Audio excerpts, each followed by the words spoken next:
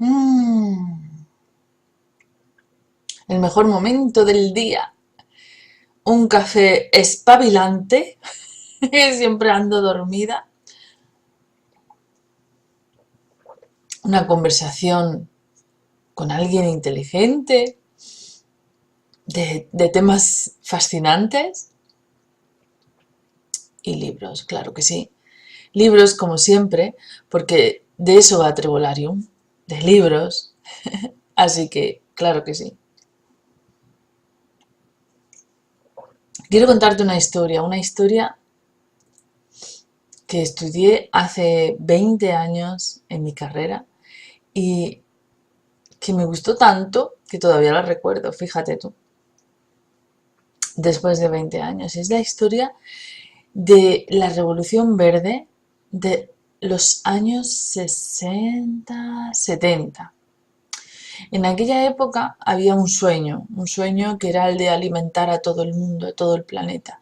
De hecho, yo creo que detrás de cada botánico, detrás de cada ingeniero agrónomo, hay el sueño de alimentar a todo el planeta.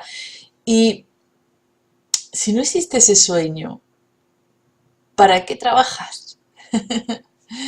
Quiero decir, si en todo lo que haces no hay una gran razón, una gran motivación, entonces digamos que tu trabajo lo único que te puede producir es pesar o tristeza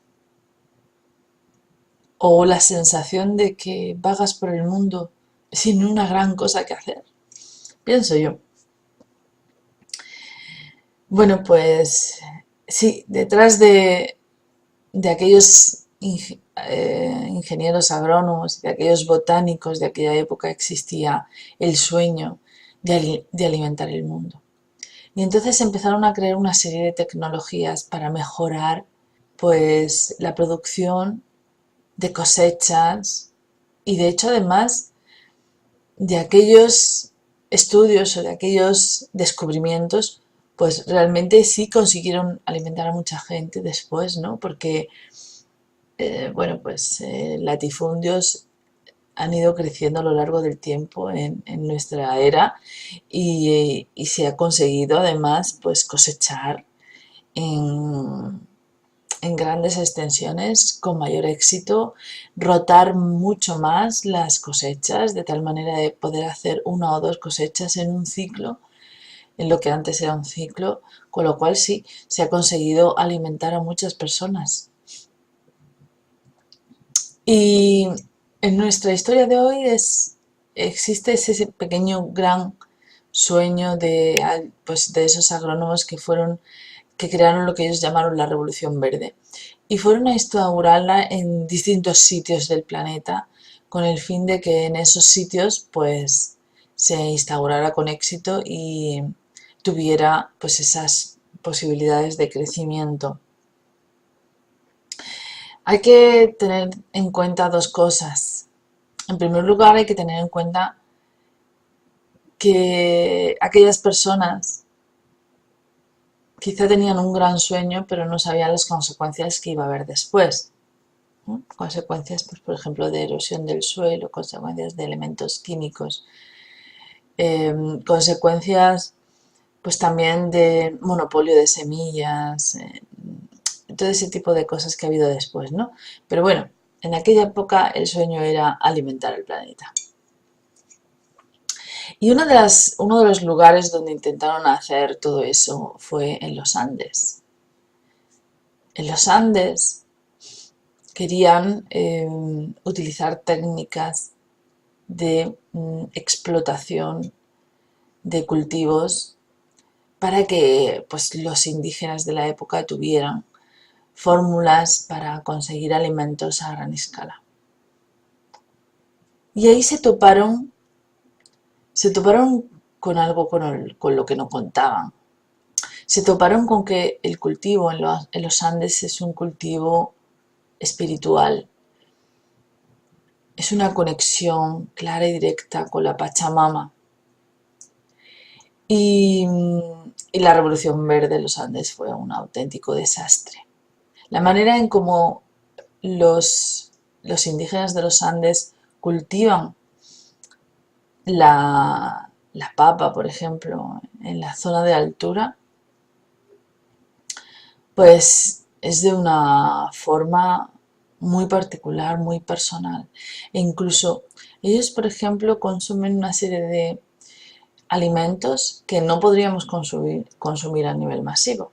Por ejemplo, la papa que ellos cultivan es una papa venenosa. De hecho, todas las papas son venenosas. Provienen de una planta que tiene cierta toxicidad en las raíces. Lo que ocurre es que nosotros hemos ido a base de selección natural, ¿no? Como hacemos con todos los alimentos, a base de selección natural, hemos finalmente domesticado la papa y convertido a la papa en un alimento comestible. Pero antes era venenoso. Igual ocurre con el tomate. El tomate era una frutilla venenosa también. Y a base, pues eso de cultivar, pues la hemos conseguido convertir en algo comestible.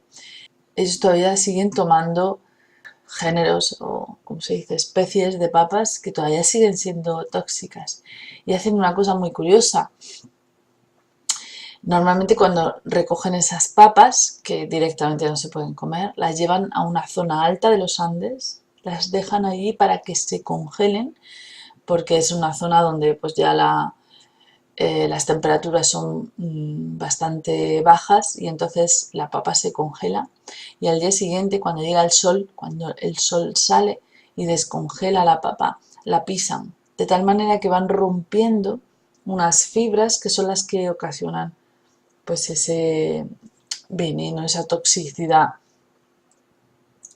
que no tendría, que tiene el alimento de forma natural y de esta manera pueden consumir. Los aymaras, los indígenas de los Andes, ritualizan todo su alimento, todo. Donan incluso a la tierra madre parte del alimento, se lo devuelven porque forma parte de él. Tienen una conexión tan espiritual que era imposible que se pudiera aplicar esas técnicas que iban a revolucionar el mundo y que iban a dar de comer a tanta gente. Bueno, primero por la altura, ¿no? Porque no es lo mismo aplicar técnicas masivas en la tierra que todos conocemos que una tierra donde todo es salvaje y donde la altura tiene un gran efecto sobre todo. Pero segundo, era imposible que el indígena rompiera con su conexión natural con la naturaleza y de repente decidiera abusar de la madre tierra, de la Pachamama, que es su gran diosa. Entonces la revolución verde en aquella época fracasó rotundamente en los Andes. No sé qué destino tendría en otros lugares, pero en los Andes fracasó rotundamente. Así que los indígenas han seguido teniendo una conexión espiritual con su alimentación, con su forma de preparar los alimentos. Incluso ellos, por ejemplo, hornean la carne debajo de tierra. Tienen una conexión tan auténtica que la verdad es que sería maravilloso estar un tiempo con ellos y entenderlo, si es que somos capaces de aguantar el mal de altura. Pero sería, si tienes la oportunidad de tener esa conexión, te la recomiendo, porque aprendes a encontrar una forma nueva de contactar con la alimentación, que eso ya de por sí es bellísimo. Y si analizas toda la música andina, te das cuenta de que en realidad todo lo que hacen, lo hacen siempre conectando con sus dioses, que sus dioses son muy sencillos. En realidad son los dioses de todos, lo que pasa es que luego la historia le pone nombres. Pero nuestros dioses son el sol, la luna y la tierra y la naturaleza. Esos son nuestros verdaderos dioses, porque son nuestros padres, son los que nos acogen, ¿no? El sol, el que nos da la vida, nos da el calor, la tierra, el que nos da el alimento. O sea, esos son nuestros verdaderos dioses. Por eso las religiones tienen siempre un dios y una diosa, no sé si te has dado cuenta. Mi lógica me dice que el dios es el que se encarga de los asuntos masculinos, ¿no? Que es pues en aquella época, pues la caza, la búsqueda de alimento fuera, y los asuntos de las diosas es el puramente femenino, que es la fertilidad, el, la conexión con las plantas, todo eso, ¿no? Si lo piensas, en realidad todo es así. Y los aymaras, pues tienen su conexión con su dios y con su dios, el dios sol y la diosa madre, que es la Pachamama. Y como te decía, la forma en la que ellos viven, tan conectada con la naturaleza, es una forma además tremendamente espiritual. Y no tienen nada más que escuchar su música, tan dulce, tan... Es una música que juega demasiado con los tonos menores y permite una conexión mental con, con un mundo realmente espiritual. O sea, la música andina tiene un algo que hemos perdido en otros caminos musicales. Y ese algo es esa profunda conexión con lo espiritual,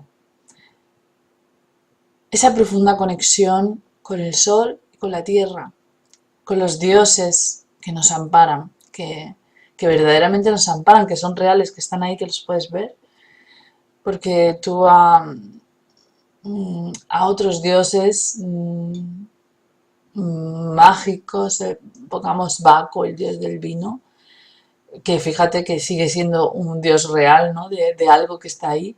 Pero bueno, el dios Baco, el Zeus o estos dioses romanos que había antes, pues no son tan visibles, pero el sol, la tierra, está claro que sí.